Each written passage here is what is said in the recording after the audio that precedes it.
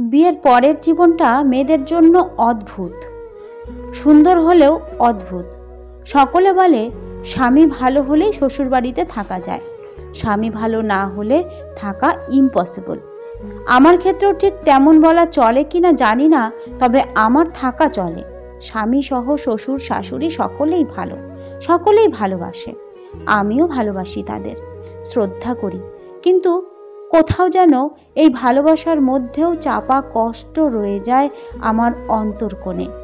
প্রতিদিন যখন সকাল সকাল ঘুম থেকে উঠে এঁটো বাসন ধুই, ঘর মুছি, তখন খুব করে মনে হয়, ইস, আমার মাকে এতগুলো বছর এসব করতে হয়েছে আমি থাকতেও।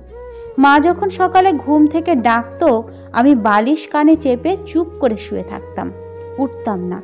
এমনও দিন গেছে মা অসুস্থ, আমি তবুও গভীর ঘুমে। মা বকাঝকা করেও কাজ করে নিত। কিন্তু আজ যখন নিজের ইচ্ছায় এসব করি, তখন বুক কেঁপে ওঠে, কষ্ট হয় মনে। তখন যদি মায়ের কষ্ট বুঝতাম, একটু সাহায্য করতাম, তাহলে মায়ের কষ্ট কমতো।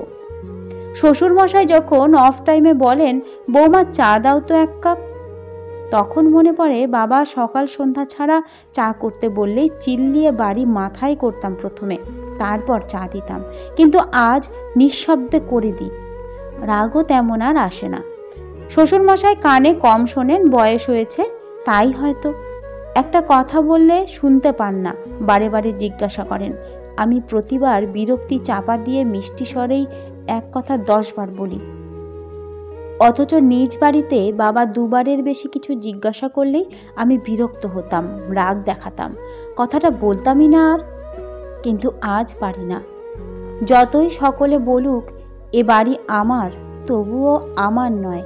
আমি ভাবি এ বাড়ি আমার, আপন করে নিতে চাই, তবুও পারি না। কোথাও না কোথাও একটু হলেও ভয় কাজ করে মনে। এই বুঝি আমার কোনো ভুলে আমার বাবা মার সম্মান নষ্ট হয়ে যায়। এই বুঝি চিৎকার করলে সকলে আমার শিক্ষা নিয়ে কথা শোনায়। এই বুঝি অবাধ্য হলে খারাপ বধূ হয়ে যায়। কিন্তু আমার শ্বশুর শাশুড়ি তেমন মানুষ নন, তবুও একটা কিন্তু ভয় রয়ে যায় মনে। আজ যখন শাশুড়ি মার ভেজা কাপড় কাচতে নিলাম নিজের ইচ্ছায়, তখন চোখ ভিজে এলো অজান্তেই। আবেগী হয়ে উঠলাম খুব।